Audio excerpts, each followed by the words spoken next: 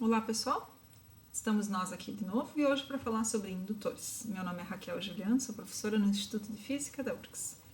Então, indutores são objetos que fazem parte, é um dos elementos que se pode utilizar em circuitos. Como eles funcionam, né? Então para começar, eu vou convidar vocês a olhar uma simulação que é muito bacana, feita pelo simulador PhET, que nos permite visualizar esse efeito rapidamente. Vocês já viram isso na aula anterior?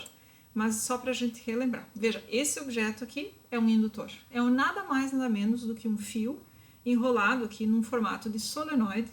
Por esse fio, quando houver a passagem de corrente, haverá um fluxo magnético no interior desse objeto. Conforme a área dele e a quantidade de corrente, então eu posso ter um fluxo maior ou menor.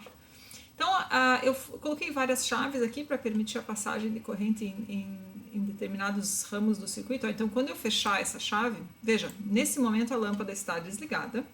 Quando eu fecho essa chave, eu permito então que passe corrente pela lâmpada, só que a lâmpada não acende imediatamente. Ela vai acendendo aos poucos, o brilho da lâmpada vai aumentando, porque está aumentando o valor da corrente. Então, esse aumento gradual no valor da corrente é um efeito devido ao indutor.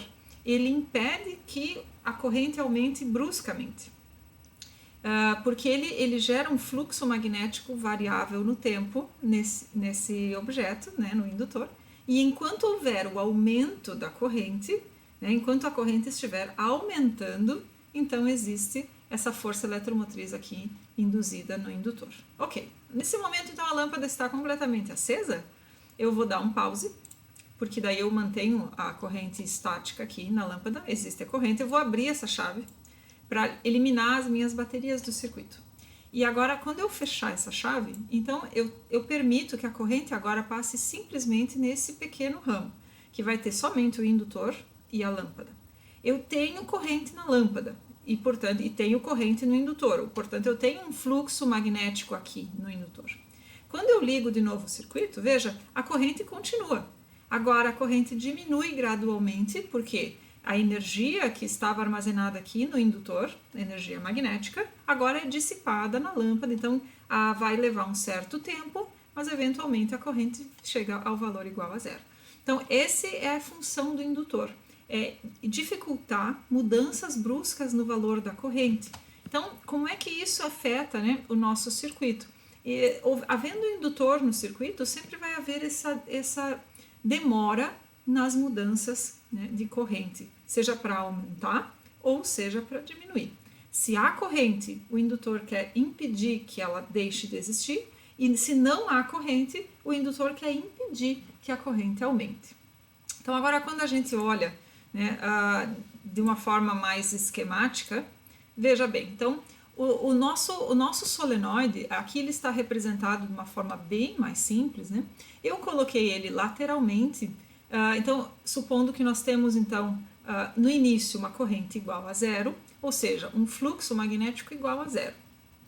Quando eu ligo a chave no meu circuito, eu faço com que a corrente que era zero aumente, ela tente aumentar, só que ao aumentar o valor da corrente, ou seja, quando eu tento aumentar o valor da corrente, eu faço com que haja uma variação temporal do fluxo magnético aqui nesse objeto.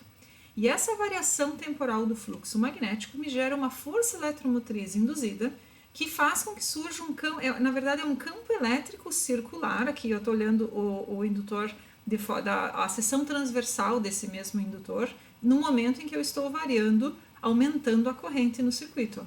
Então, eu crio um campo elétrico circular, que nesse caso, porque a corrente está aumentando, esse campo elétrico circular aponta, ele está no sentido horário, enquanto, na verdade, a corrente que está sendo gerada pela fonte, ela está no sentido anti-horário. Ou seja, então, o que vai acontecer? Essa corrente que está no sentido anti-horário e a corrente que tenta se estabelecer por causa da variação do fluxo magnético são contrárias, então isso faz com que haja uma demora no estabelecimento dessa corrente final, do valor final da corrente. Então, isso é a lei de Faraday, né? A força eletromotriz induzida essa força eletromotriz induzida pela variação temporal do fluxo magnético aqui nesse objeto. Esse valor negativo é porque a variação ele é sempre oposto a qualquer variação, seja para aumentar ou seja para diminuir, tá certo? Então, veja, olha que interessante, né?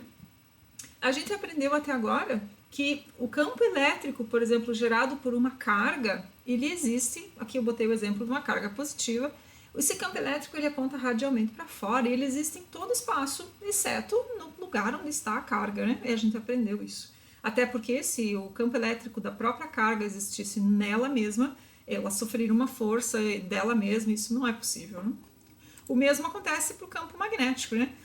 Por exemplo, o campo magnético, uma carga em movimento, ela gera um campo magnético que existe em todo espaço, menos nela mesma.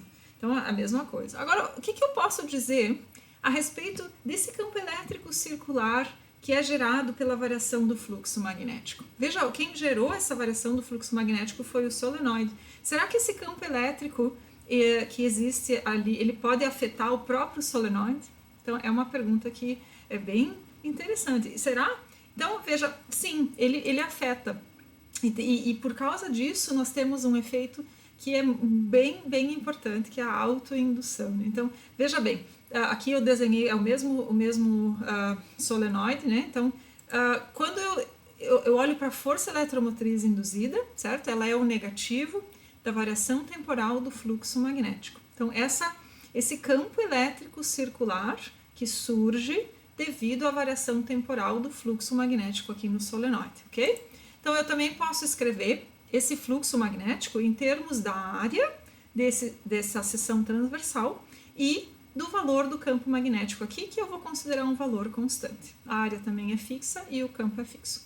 Mas, como a corrente está variando, o campo está variando, certo? Então, quem é mantido fixo aqui é a área, quem varia é o campo pela variação temporal da corrente. Então, se eu considerar uma única espira do meu solenoide, certo? Numa única espira, a força eletromotriz induzida, devido a essa variação de fluxo magnético, vai ser igual ao valor do campo magnético, certo? Devido a todo o solenoide, vezes a área daquele solenoide. E a variação temporal dessa quantidade.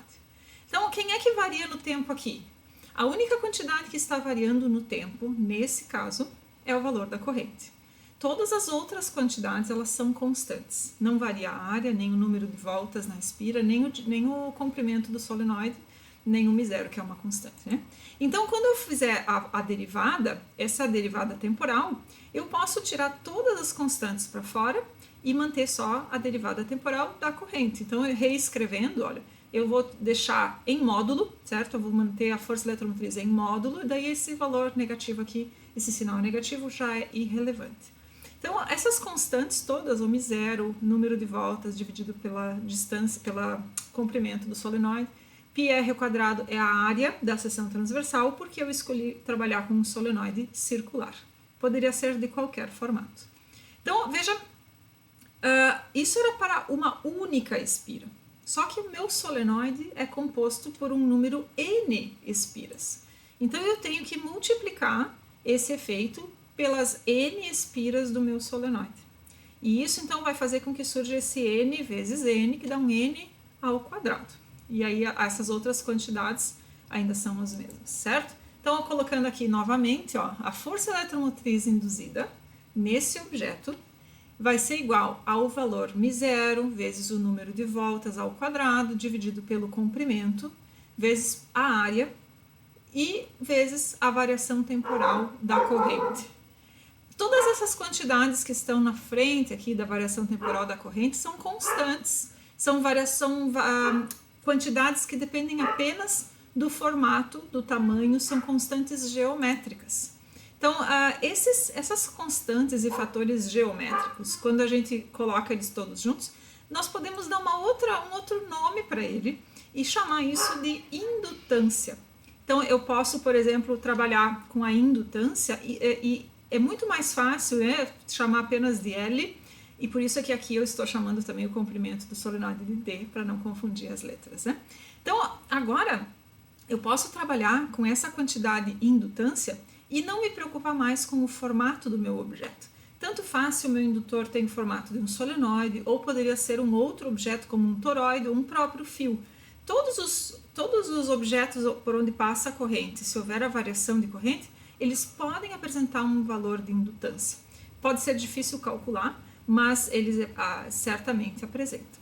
Então, o que importa aqui é que o sentido dessa força eletromotriz induzida, ele é oposto, sempre oposto à variação da corrente, seja ela quando está aumentando ou quando está diminuindo. Então, essa quantidade a gente chama de indutância, tá certo? Então, um fio retilíneo, ele também pode apresentar um valor de indutância, a gente poderia calcular esse valor. Então, eu achei um exemplo aqui que eu não vou entrar em detalhes, não é o escopo dessa disciplina, mas é só para lembrar que todos os objetos podem ter um valor de indutância. E se vocês quiserem um desafio, eu deixo então um problema para vocês tentarem fazer. Nós calculamos o valor da indutância de um solenoide. Agora, nós poderíamos calcular essa mesma quantidade para um toroide. E aqui eu proponho um toroide bem simples. Ele tem uma seção transversal retangular, fica mais fácil calcular a área. E a área, então, pode ser definida como um comprimento dr, de raio aqui, com uma altura fixa. E digamos que aqui ele está, na verdade, cortado, né? Nós estamos olhando apenas uma seção dele. Ele seria como uma rosquinha, certo? Teria a volta completa aqui. E o fio que por onde passa a corrente, ele está enrolado aqui de tal forma que a corrente circula, certo? Num sentido, tanto faz se é o sentido horário ou anti-horário aqui, porque a indutância é independente da corrente, tá certo? Então, só para ter uma ideia, o valor do campo magnético no interior desse objeto, ele varia, aqui está dado já em módulo, né? Ele varia, por exemplo, com o raio. Ele não é constante, ele depende desse raio, certo? Então, o raio vai variar desde A até B. Eu deixo para vocês calcularem e depois a gente pode, então, verificar isso lá no Moodle ou vocês mesmos podem conferir quando tiverem a oportunidade. Fico à disposição se precisarem de mim. Um abraço.